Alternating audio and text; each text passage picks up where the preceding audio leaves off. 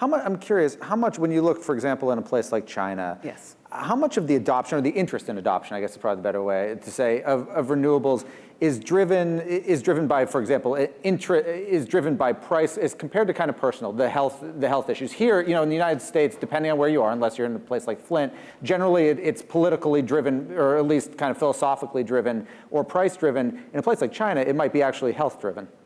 I think in China you'll have, the cost is important, but so much is centrally directed and so much is centrally planned and centrally financed that you need both. You need the government. Here we talk about policy and regulatory in one of the sessions. The policy regulatory framework is important because the government has to sort of push for this in a big way.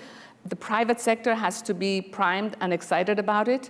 And of course, their stock market is a little bit more developed, so you see a lot more companies right now involved.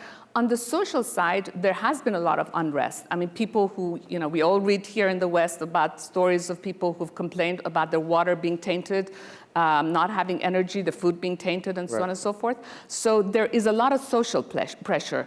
And I think that's another reason. If you decide to be the world's largest manufacturer of goods and the largest user of energy, you have to do something about your environment to be able to breathe that air. So the health, coming back to your point about health, I think in China what has happened is the local situation, the fact that you can't breathe the air in Beijing, or similarly in India you can't breathe the air in Delhi, is having a major, major impact now in reverse on the politicians to do something. Politicians to do something. Politicians to do something.